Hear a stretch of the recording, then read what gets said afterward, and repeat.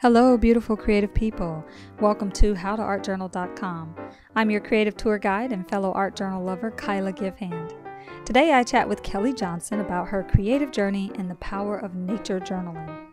Kelly is an artist, author, and creative garden guide. Her passion is helping enthusiastic budding gardeners and journalers grow successful gardens and cultivate nature journaling routines at home, in school, and in the community.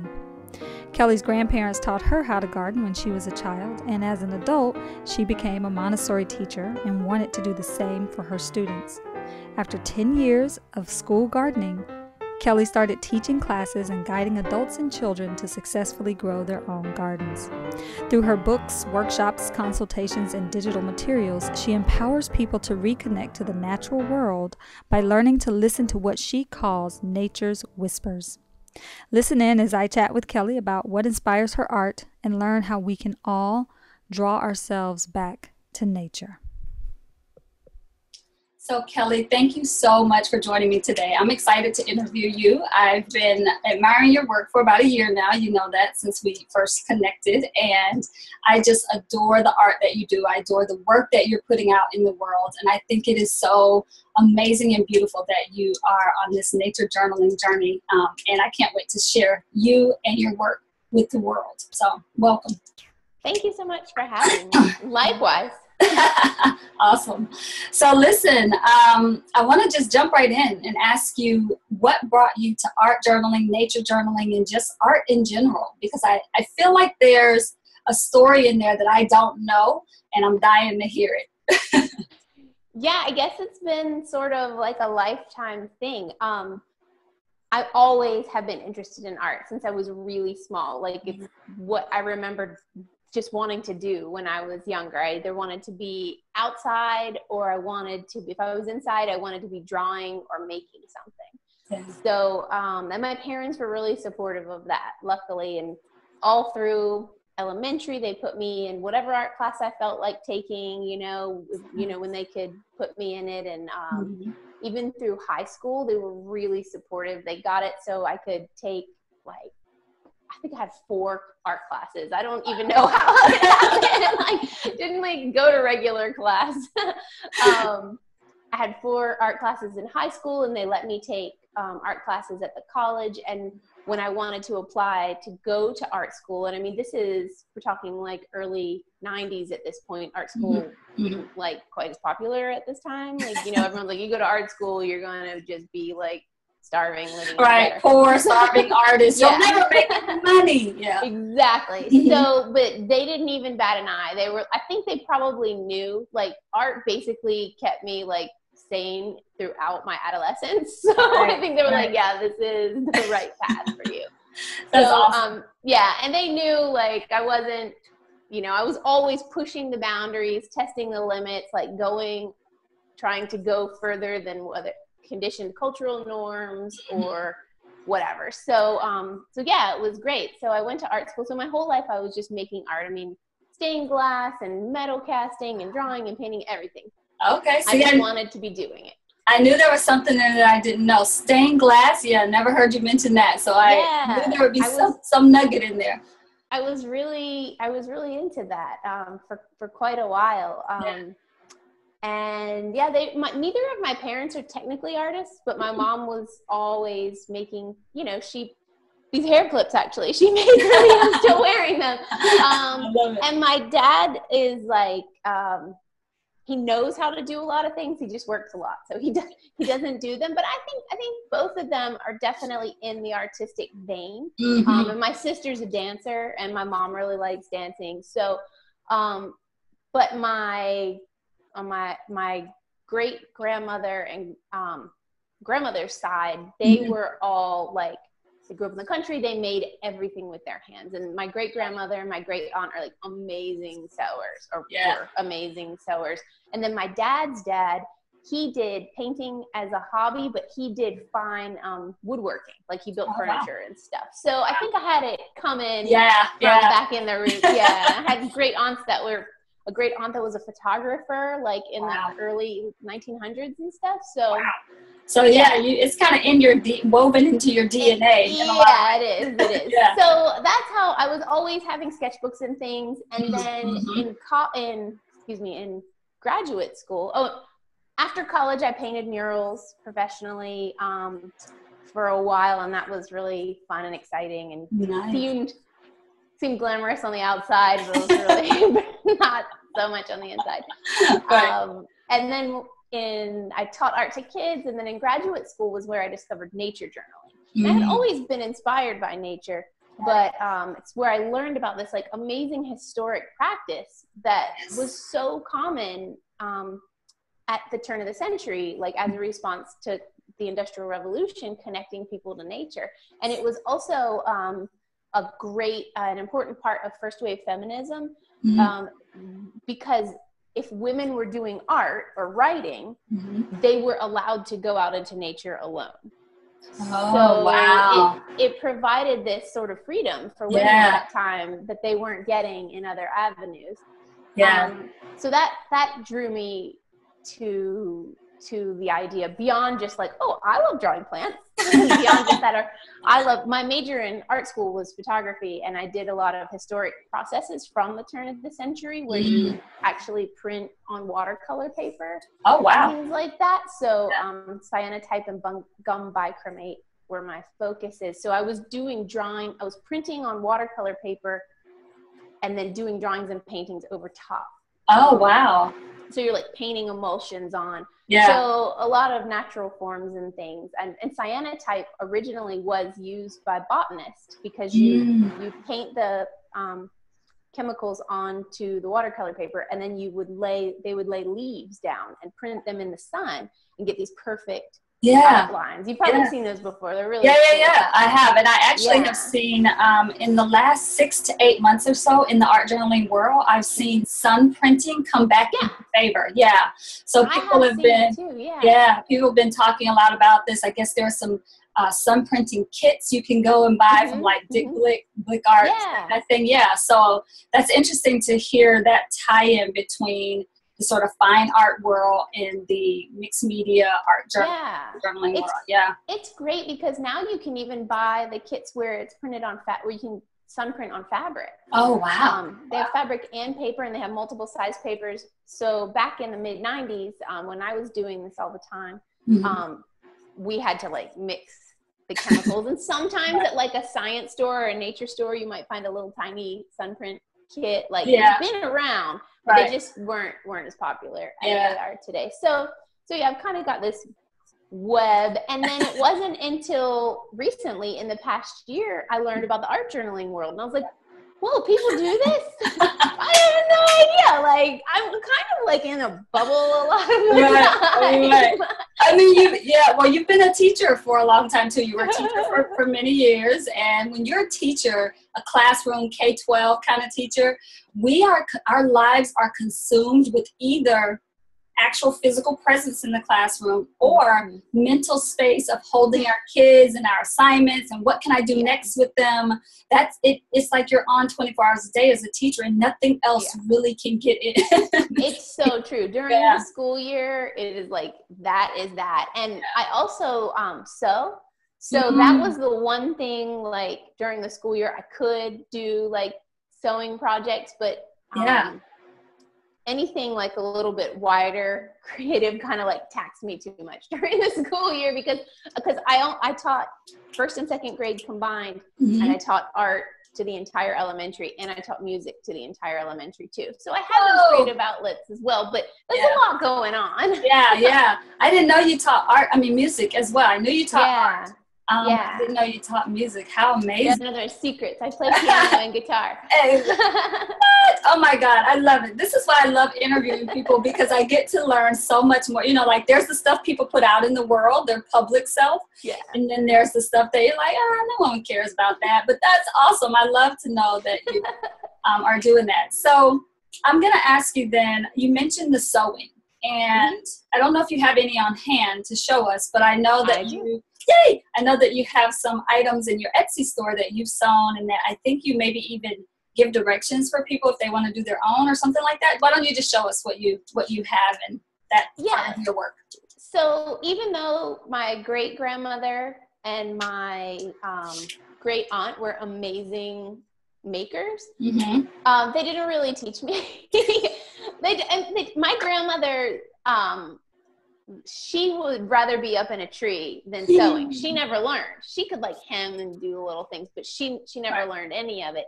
But my great grandmother lived with them always. So I was the only grandchild that like really reaped that impression because I was the oldest. Yeah. But I'm basically self-taught by myself. But I always wanted to sew, like all the time. I love fabric. Yeah. So basically Girl Scouts, middle school home ec, and a lot of trial and error was how I learned to sew. Yeah. But, so I do it for fun. And I like to make kind of, again, like I said, drawing on, this time, drawing on third wave feminism and like taking back like handcraft from patriarchal oppression and things. Yeah. So I like to make like things for the home. So like aprons, this is a garden apron I have in my Etsy shop. Everything in our house that's fabric I made, from pot holders to curtains to shower curtains to bedspreads, you know, anything that we need, I make it. Or if people I need to make, like I have to give a gift to somebody, I sew them something. Yeah. I love that. I love have like, I make purses for myself, but this is a nature journal field bag. Oh, nice. So you can, I built it like around the like dimensions for everything you would need to go out into nature journaling. Wow. But I adore fabric. I think it's really inspiring. So this is fabric by, I know I'm going to say her name wrong because she's Swedish, but Lotta Jansdotter, I guess is how you would say it. But it's beautiful. I love her fabric. But I like to do anything. Like I said, making buttons with vintage fabric. Wow. Everybody makes these things, but they're so cute in the garden. I love it. The flags, yeah. Yeah, they're so fun. But, you know, just like drawing inspiration from like the textures, like this is a fabric. I love going to fabric stores just to like soak it in, but not, I'm kind of fabric store snob. Like I like going to Joann's for the notions and everything. Right. But for real fabric, I only buy it when I go to New York. I'm a fabric snob. That's funny because I thought you said I'm not a fabric snob, and then I am. Only buy it when I go to New York, and I'm like, wait, I think that makes you a fabric snob. I'm a total fabric snob. It's okay. I guess that sort of goes into like more than just that idea of like a life revolved in making, and a life like immersed in my creativity, like how I came to be an artist. Like everything I do, I feel like sometimes I feel like it's a curse. Everything I do like comes from this like lens, but I guess when you've been doing it long enough, you know, you're coming from this lens of creativity. So if I'm shopping for fabric, which is a creative outlet, it needs to be in an environment that's inspiring. Absolutely. You know, so Pearl Soho is an incredibly inspiring environment, and I'm willing to pay extra for that experience. Yeah. And it's like, that's with anything, shopping for anything, because I don't really like shopping. Right. Yeah. No, that's, I was going to say that's a really good point. I mean, when I think about, you know, I think pretty much every artist that I've talked to so far, and I think those that are coming up in interviews later, will say that there's something in their creativity that they're very, you know, particular about. And so we add that word snob on the end, but it's really about preference and being particular about something. I mean, I'm a pen snob for sure, no doubt. I will not use, I don't even like to use ballpoint pens. And if someone hands me one, I look at them like, seriously, really? You know, and so, you know, I get that. I bring my own pens places. Like, I'm like, I don't want to use your pen. Exactly. So I think when we find that thing that is our sort of creative outlet, I mean, I'm the same way. This is not about my creativity necessarily, but I'm the same way about tea. You know, there's certain, like, you know, there's certain teas that I'm like, that's not really tea, you know, it's, yeah, you know, and then the whole difference. So anyway, we could go on and on about that, but that's amazing you say that though, because in art school, my senior year, I also worked at a natural food store, but I waitressed a couple days a week at a tea room, and the whole thing, it was Macintosh inspired, so the whole thing was Art Nouveau, and we had all this, they had antique china, but we were allowed to set it up all mixed matched in any way, so tea was like this art, and I learned totally. And in a lot of cultures it is art. It is an art, yeah. There's a ceremony. Yeah, exactly. Yeah, totally. So let's jump to, speaking of things we're particular about, talk to us a little bit about what some of your favorite supplies are, materials, tools that you use, you know, anything from paper to pens, you know, whatever things you use that are your favorites.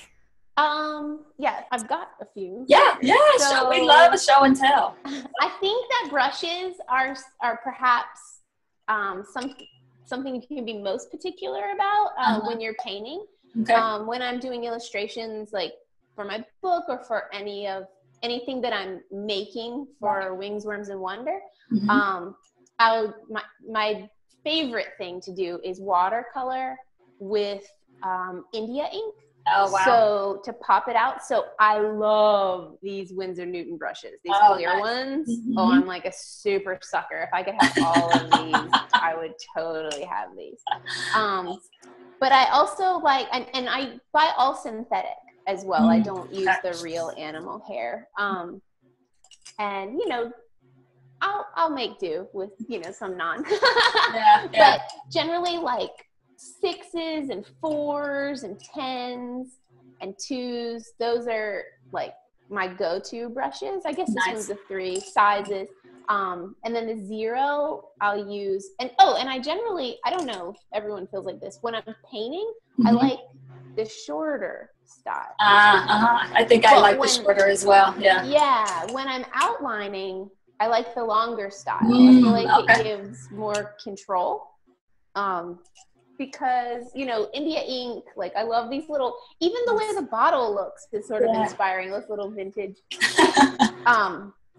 And I love that, like vintage look things I'll use. And I think it comes from like spending so much time with my grandparents, the one where my great grandmother lived, because they saved and used everything. So, so much of the things that I used were either theirs or my mom's from when she was younger, or mine. So like we have a lot of, and my partner Sean as well, he's the same way, we're like in the same thing. So but anyway, I like Pigma Micron pens. Oh yeah, love those.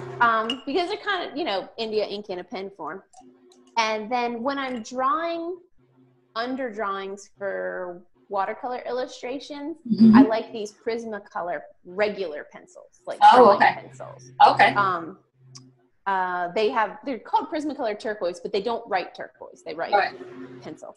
Okay. But when I'm sketching or drawing for fun, I'm all about Hello Kitty pencils. I love them because they're super cute, and I'm a giant fan of the whole like Hawaii. But they're also happen to be a really nice thickness. They're 2 HB, so they're like creamy without getting too smeary and mushy. Yeah, so it's a win-win with Hello Kitty pencils very much. But lately, I like these like watercolor tubes. The Grumbacher tubes. And do you use it straight out of the tube, Kelly, or do you like put it into a palette first, let it kind of dry up a little bit? I use it, yes and no. I have a palette that's like on an old plate that I've been using for as long as since art school. Wow. And it's probably like what not to do because the palette is pink. So it's gonna like affect my colors, but I don't know. I'm like trained my mind. It works. So yes, that always has like and you know, over time you evolve your palette, the colors that you want to use. So it has all these colors on it. Right. But I also will add fresh. So yes and no to that question. Okay. But then I have this is my like on the go nice nature journal paint set, and this is the Winsor Newton. I think I have that same one. They're like little squares that you can take out into And I love that because you can take them out. And this has been like around the world with me. I've had this since college too, and just replaced the squares when need be. So this one has traveled a lot of miles. And then lately, for my birthday, I got a gift certificate to the art supply store from my parents. And I found these. They're like color soft. Usually I've been a fan of Prismacolor from the get-go since high school. But these are great. They're so creamy. Are they Derwent? Yep, they are. And they're I just thought the cover was kind of funny. And so I chose them all. I was like, see, there's the palette. It's probably hard to tell. Yeah, no, we can see it. It's good. They're weird colors. And so I think when you limit yourself or restrict yourself, like I'm only going to use this in this drawing, then it like pushes your creativity in a different way. Yeah. So since my birthday is the day after Christmas. So since around New Year's, I've been having a blast with using those, which I had never used before. But if I had to give one up, I would stick with Prismacolor. But so that's kind of what I use. And then fabrics, like this one's a vintage fabric. We got a yard sale. Nice. And as far as paper, I'm not too picky. I do like a watercolor block if I'm using watercolor paper. I just like how it's all stuck together. And it keeps the paper from warping, which I never otherwise you get those tape lines and sometimes it doesn't matter.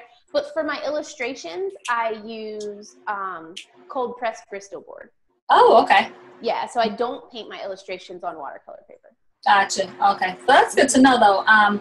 So I'm wondering, now that you've talked about your illustrations and we've heard you hint to that, maybe you could show us some of your artwork, some of the illustrations, even your book, if you have that on hand. I don't have it on hand. I don't have it handy. Does that mean it's sold out? Oh, almost. Almost. It's actually, I got a book agent. So she has it at a publisher's conference right now. So everyone, fingers crossed, that is a second edition. So this thing can live on. Awesome. That's exciting news. Yeah. It's really exciting. So I love that. Sorry, I have some illustrations. Yeah, show us some of your illustrations. Here's a nature journal from a while ago, but I really like this one because loquats are in season right now. So this is that same illustration style. And this is actually the journal that I was doing a lot of the prototypes for illustrations in my book. Gotcha. Okay. This actually might even be in the book. I actually have some cyanotypes I was playing with because in my book is a lesson. This is on sunprint paper.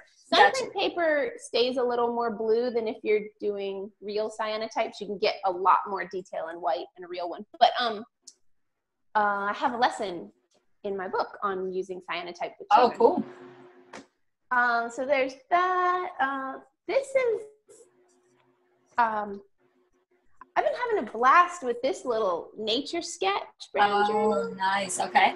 Lately, this is sort of my on-the-go teaching journal. So I've just been having fun. Like I was teaching a workshop last weekend and we did blind contour drawings in the garden. Nice. On the bench. The people were not so sure about that. Oh, it's fun. This is little sketch I did for the tutorial for my upcoming class. I love how you say this. This is just a little sketch. Can you show that one again? That is beautiful, Kelly. Thank you. Does it make you hungry? Absolutely. I mean, it's just that plump tomato. Yeah. And then this journal, this is another one. I got to go to Lotta's workshop in Brooklyn, not this December, but last December. And it was like, again, that experience of creativity. Yeah. It was snowing. We weren't even supposed to be in the city anymore. Our flight had been, we got our flight changed because of the snow. They were offering, JetBlue's awesome like that.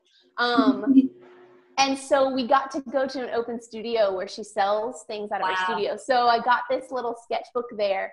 And I've been honestly struggling with the brown pages, but I've just been craft paper. Having like silly fun in this. Yeah, no, that's awesome. Yeah, just like totally getting like experimenty with these colored pencils. I've been limiting myself to that colored pencil set in this journal. Nice. Yeah, I love the craft paper. It like you said, with giving yourself like some parameters, it forces you out to think outside the box. Like you're not starting with a white page. Right. So now what do you do? Yeah. So I love that. Because sometimes the white page, this white page person can be intimidating. So it can be like, oh, well, this page is not white, it's brown. It's like ready. It's ready for me. I can do this. But I have this sketchbook too, which is not, those others I do a lot of nature in. This is more my like art, like taping stuff in, you know, inspiration, like working out patterns, things like. I think that's what a lot of art journalers. Apron patterns. Oh, nice. Things like that. Yeah, I think that's what a lot of art journalers use their art journal for. Sort of the starting place, like my brainstorming place, and then if they're going to move to a bigger canvas or mural or some other thing, the art journal becomes like their playground first. Yeah, and then of course there's the other camp of art journalers who are using it as a healing process, and you know, they want to just they think in images and not in words, and so it's easier for them to come to an art journal for healing and for just like a sacred space for that. So, and that's kind of this journal. Although while I was working out some illustrations here, it wasn't intentional. This was like strictly nature connection and experience. So like with nature journaling, it's kind of the same thing, using creativity to bond with the natural world, which is very healing in a lot of venues. Absolutely. So Kelly, tell us, I know you work with a lot of kids and you do nature workshops with kids and nature journaling with them. What kind of advice would you have for, and not just children, but any person new to art journaling or to nature journaling in general? What kind of advice would you have for them? Oh yeah, I would say the same. I generally kind of have come to learn that humans are pretty much the same. Right.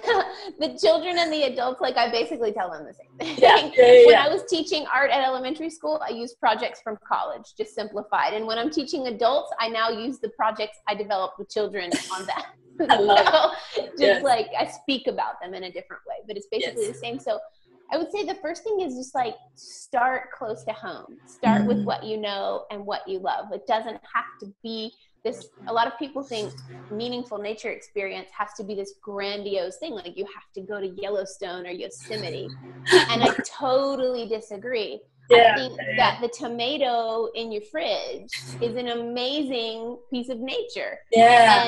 And the dandelion weed busting through the crack in the sidewalk at the front of your place where you live is also like, that's amazing wild nature. So tuning in and looking at the little, I call them nature's whispers, that are in your nearby nature, your everyday nature. It's not to be overlooked ever. It's super important. When I started nature journaling, I didn't really think we had many songbirds in my neighborhood. And it wasn't until I started that I realized how many we actually have. And so it's these little things that life is busy and you can only take in but so much. But you can start training your mind to see more and training your brain to start noticing those whispers and tuning in and tuning out some of the things that don't matter. Because, you know, making sure you check that text right when it came in is probably not going to be as fulfilling as staying outside for 5 more minutes to watch these little cardinals chip back and forth at each other. You know? Yes. I'm so guilty of the being outside and checking my phone and then realizing, you know what? I can wait. I can check my phone later. So like when I go on walks now, I'll put my phone in my back pocket. Like it'll be there, it'll be on vibrate in my back pocket. And my goal for myself is to only take it out if I want to take a photo of something. And not to like take it out to communicate with anyone, but just to take a photograph. Yeah. So I've been getting better. The more walks I go on, the better I get. So it's true. And I kind of had this like, oh, you can't control me. Like, and so I keep it turned off all the time. I'm like, you are not the boss of me. Just because you ring does not mean I have to answer you. Exactly. So, and I feel like it gets harder and harder to be like that. But I feel like it's a really important, like, personal discipline for, at least for my sanity. But I feel like by doing that, it's important to create that space for yourself. Right. And when you can create space, then creativity can flow through. Yeah. So I feel like the phone, it can be a creativity suck. Absolutely. But at the same time, then, like, I went for a walk on Sunday and we came across, this was amazing. And I was like, I don't have a phone. I need to take pictures. So I had to get some lady on the beach to like text me pictures that I didn't know. But that's hilarious. There were 2 pygmy sperm whales washed up on the beach, and they were alive, and the mother had just given birth, and she had gotten attacked by a shark, and this man swam out and rescued the baby, and it was like this crazy thing that was happening. And the whole community was like rallying for these whales, and like they were, I'd never even seen a pygmy sperm whale. I got to touch them. And so I was like, Wow. So then I have to ask you if you'll talk a little bit about, and maybe this is one question with 2 parts, I don't know, but I'd love to hear what your creative process looks like and what inspires you to make art. Okay, so because it kind of, the reason they're intertwined. Yeah, because I'm listening to like, you're like the nature's whispers, and then you're talking about just like being out in just your community and something there, sparking something. So I'm curious how, what inspires you and how your creative process actually looks. I feel like, well, obviously nature inspires me, but not in this like mystical way of the like romantic poets. I mean, maybe a little bit. I mean, I'm saying I'm not, they were great, but I feel like the nature that is, there's this balance. The researchers call it domesticated nature versus wild nature. So wild nature would be the big, pristine, untouched parks, and that is important. Or making eye contact with that whale on the beach, that is really important. But if you can't get that, and you don't need to get that all the time, it's just as important to notice like these small things. And have a little plant in your house, just connecting with life forces like bigger than your own, and feeling like understanding that when you connect with them, we're understanding that you're a really important part of this web of life, and everything is connected, and realizing that you matter. And like, this is sounding really woo-woo, but like nature does care about you. You have a role to play, and just caring for a houseplant shows you that. Something as simple as that. But I feel like for me, that kind of inspiration, so nature, of course. My partner Sean is a professional artist, and he's super inspiring because he's very focused, and he's like an amazing artist. So I feel like we both we've been together since we were teenagers. So we sort of grew and molded together, like our philosophies and visions, and helped each other grow and gave each other space when we needed it throughout the past 20 years. And so I think that's like he really inspires me a lot, and he pushes me. But then our friends, a lot of our wider circle, we both came up in this like DIY punk rock community. So feeling a part of that web of nature, I also feel like while we may not have a huge social network where we live here in Florida, we have this huge network of amazing friends that are always there for you. Lyon, France to Bloomington, Indiana, you know, it's really great to feel like you have a role in a community and you're valued, and these people are making music and making art and they're doing it on their own terms. And, right.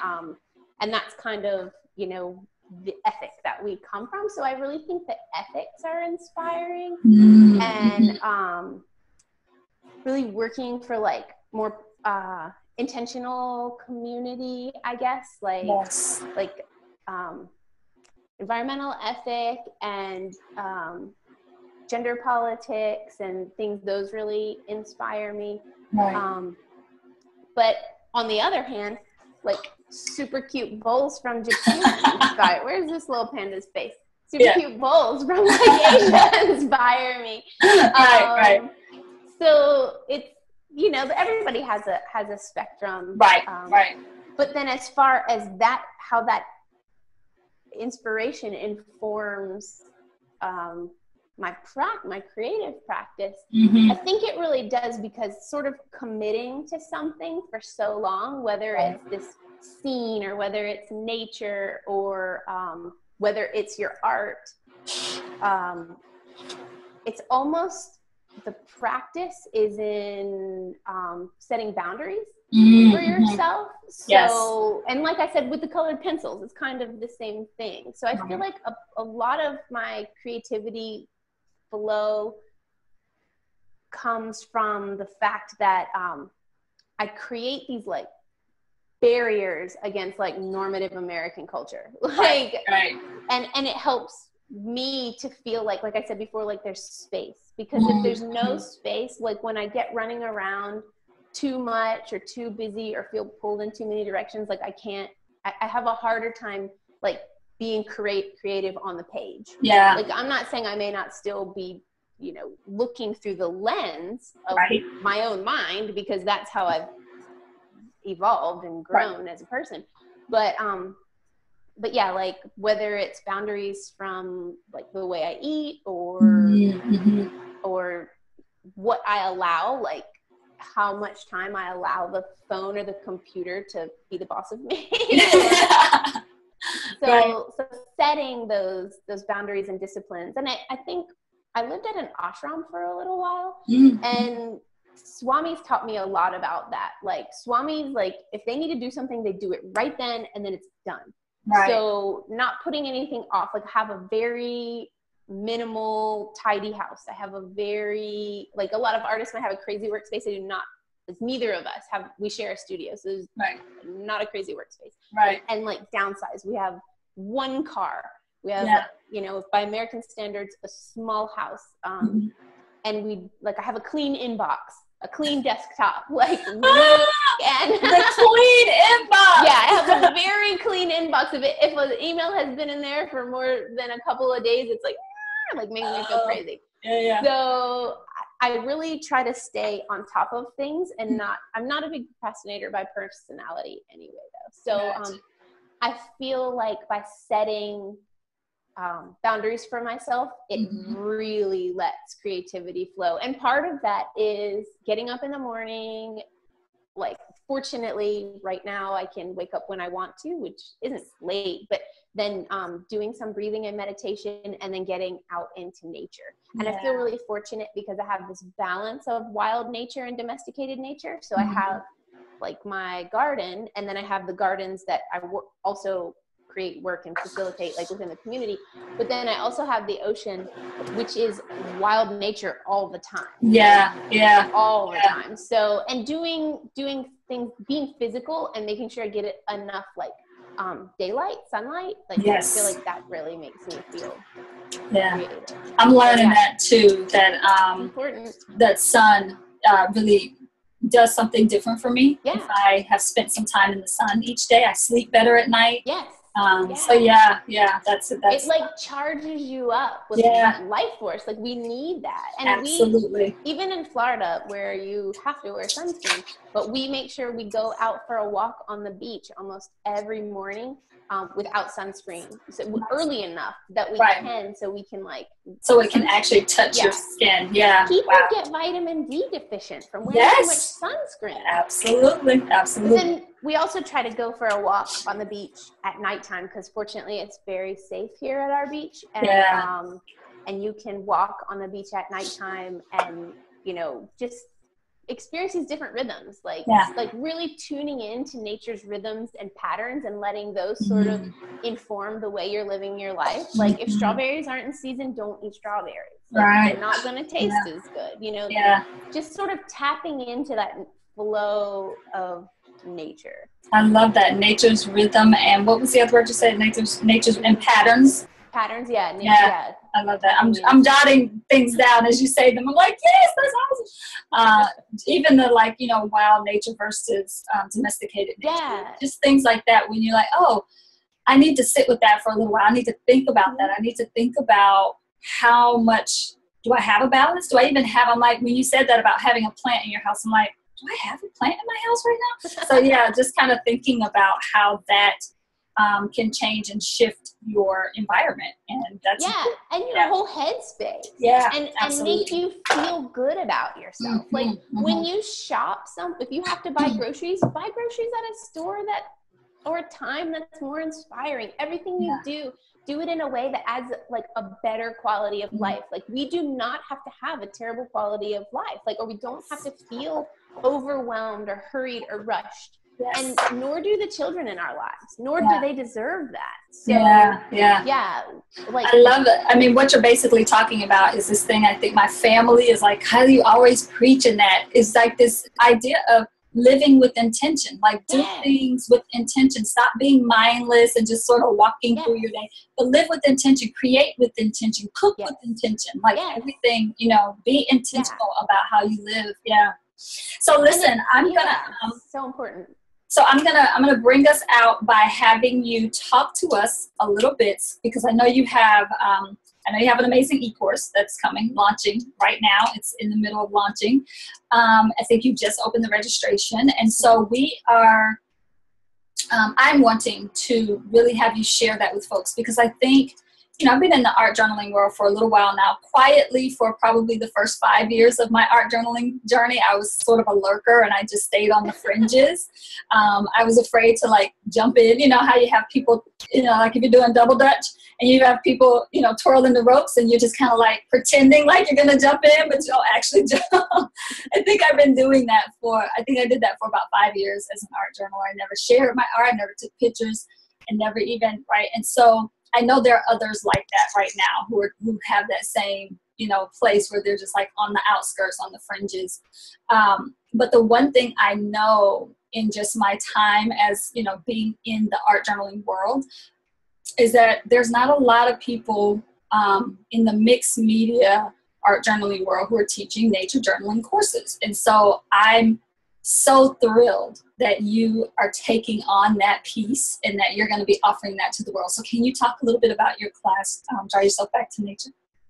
Yeah, so I when I discovered, when you helped me discover the art journaling world, and again, I like lurked around a little bit at first, and then I started posting some things, and wow, what a supportive world. Yes, everyone is so nice. This is amazing. Yes. This is like really, you know, I have a thick skin coming from like an art school background, you know, going through critiques and stuff, like no need for it in the art journal world. Exactly. But I just thought that maybe what I'm doing could offer people another twist. Because like you said, a lot of people, or some people use art journaling for healing. And I have a friend from graduate school, and she teaches those type of journaling for different healing, from different traumas workshops. And it's amazing. But knowing, as part of my graduate work, I studied, it was an interdisciplinary program. So one of the fields I drew from was eco-psychology, and the way that nature can heal a lot of these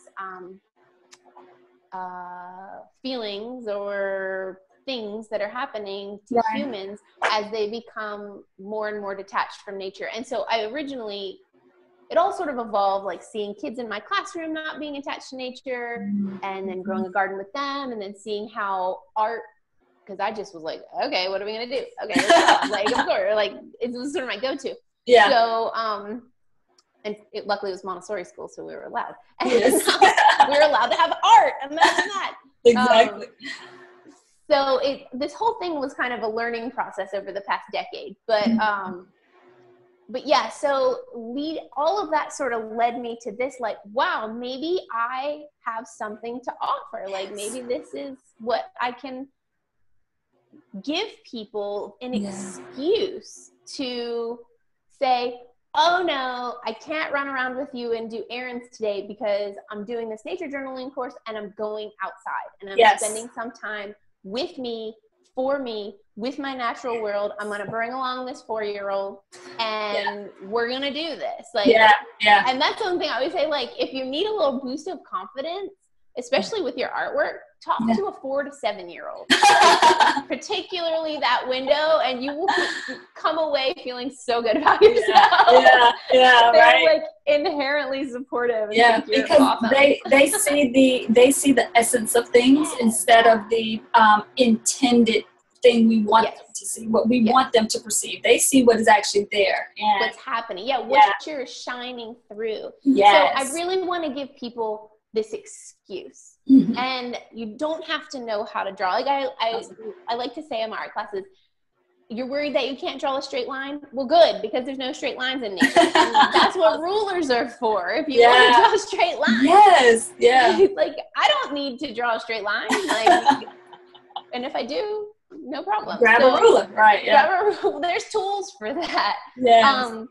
And then also, you know, as this evolved, like, and I became able to sort of articulate it and draw from historical roots of the nature study movement. A century ago, the nature study advocates who were they really brought nature into popular culture. So you can think of, you know, people doing collections and the nature photographers and the nature writers. They were all happening right around that Industrial Revolution time. And that was not by accident. People were freaking out because everyone was moving to the cities. Everyone was getting really disconnected. They'd come from agrarian lifestyles. Their children had no idea about nature because they were growing up in the city and working at a factory. So the nature study advocates were the first to push for gardens outside the home and natural history in schools. And not just in schools, but in popular culture.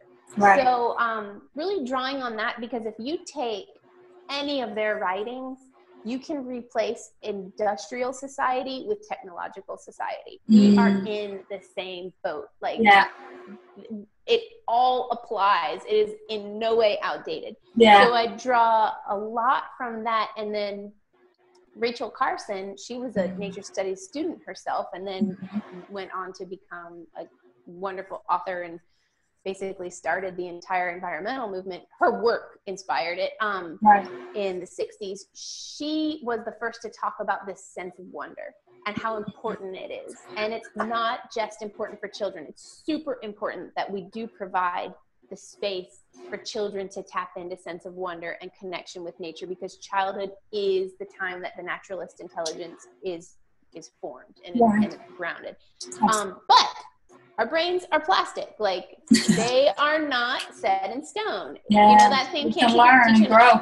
You can learn and grow. You can teach the old dog new tricks. I love it. We were all kids at once. We all had that wonder. And sometimes the busyness of life just pushes it, like creating space for creativity, create space for wonder, because they go hand in hand. Absolutely. And once you start tuning in and becoming this, like, sensory observer, then all these little wonder whispers start popping into your life and, like, bringing smiles to your face throughout the day. And all of that comes, I have 100% faith from personal experience and professional experience. Nature journaling blows those doors wide open for Yeah, people. yeah, I think so. Yeah, I can even say just from, you know, the blog hop that we've just done, just your first activity, like when I knew you were going to be sending me an activity from your course, I was thinking, oh my God, I'm not going to be able to do this. I'm not someone who draws realistic things. I don't know. But it was like, there was nothing about it that was intimidating. It was pretty simple. You know, you were just like, draw edibles, go to your refrigerator, what's in there, and draw that. And you didn't say it, you didn't say it had to be how it had to be drawn or how it had to. So there was so much freedom in it that I was like, oh, okay, this isn't as scary as I thought it was going to be. But I think I'm also one of those people who wants to know how, because a lot of my life does revolve around intentional eating and creative cooking, and trying to live a more natural life in terms of what I put in my body. And so I'm excited that is a part of thinking about nature journaling. And then also just, I'm ready to get my butt outside more. And I love the title of your course, Draw Yourself Back to Nature. That dual meaning is beautiful. So thank you so much. It's so important because nature just isn't something we do when we go outside. It's like, that's what a part of this course is, bringing this intention that it's woven into every aspect of our lives. And we are it. And like, we're not this duality. Like, we don't go out to nature. We already are nature. It's happening inside of us all of the time. Oh, I love that. Yeah, we are it. So just reminding ourselves and drawing our awareness back to that. And I don't want to be a botanical drawer. I don't want to be a scientific, an anatomical. That is not my goal, and that is not the goal for the course. It's not really the people I'm seeking out. I want people that want to express, or I want to connect and help people connect with just expressing their ideas about nature on paper creatively. So that's what was so awesome about the blog hop, to see how each of y'all did it differently. I thought that was cool too. Yeah, it was so cool. And to see even in the course, week 2, we play with loose and tight, and we learn about composition. So there are some formal ideas, but then at the same time, where I give some drawing techniques, but at the same time, that's not what the whole thing is about. It's really this the nature study advocates talk about this balance between science and sentiment, and they define sentiment like our emotional connection to nature. So the science could be okay, here's some, composition styles. Here's how to draw a tomato. Here's a little on color theory. But that could be the science. But on the other side, here's an audio on using your 53 senses to connect your old brain and your new brain to nature. Here's an audio, so there's this balance that will give you all kinds of excuses to get out into nature and to slow your life down, because if you take a course, you'll schedule time for it. And then hopefully it'll help you create this new habit, because it's a month, and they say if you do something for a month, it creates a habit. So hopefully it'll create a habit where people, maybe 30 minutes a week or 10 minutes a day or whatever works for them. An hour twice a week if you have more time. They make intention for nature in their life, and intention for creative flow. And then it starts to the roots grow deep, and it goes into every aspect. So it's for people that just want to get creative on the page, maybe learn a little technique, but also that balance, loose and tight. I love that. So today, for those watching the interview today, as we record this, it's Friday, April 17th, and the class starts. What's the start date for the class, Kelly? May 4th.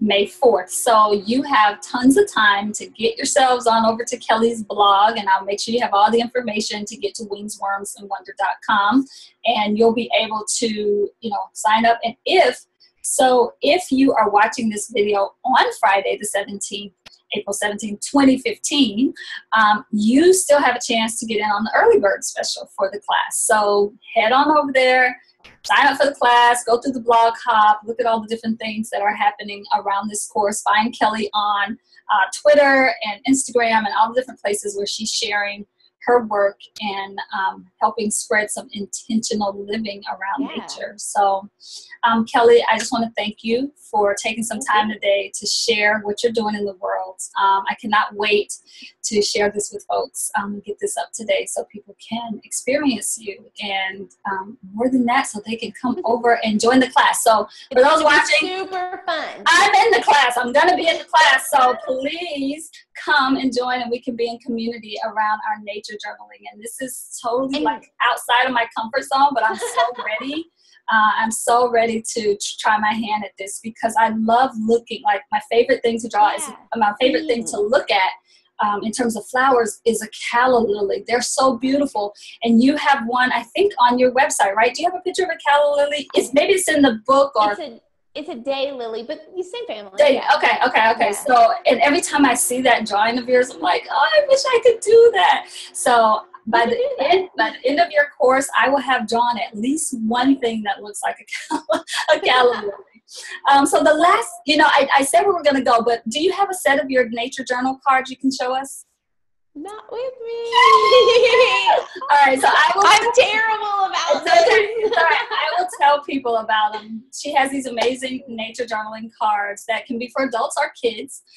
And that's the other thing about Kelly's work. You can really, if you're an adult who wants to help your kid draw themselves back to nature, give your kids that experience of being in nature, she has so many amazing tools on her website and tips and strategies and downloadable things you can use. And her book, Wings, Worms, and Wonder, is amazing for that. It's full of exercises to do with kids to help them be connected to nature. So if you're a parent or a homeschooling parent, or someone who's really interested in just helping, younger people, or just for yourself, get back to nature, you got to check out what she's doing over on her site. She's got so much stuff. Make sure you sign up for her newsletter, because she's always sending out, what is it called on Wednesdays? Wonder Wednesday? Wonder Wednesday. Yeah, so she sends out.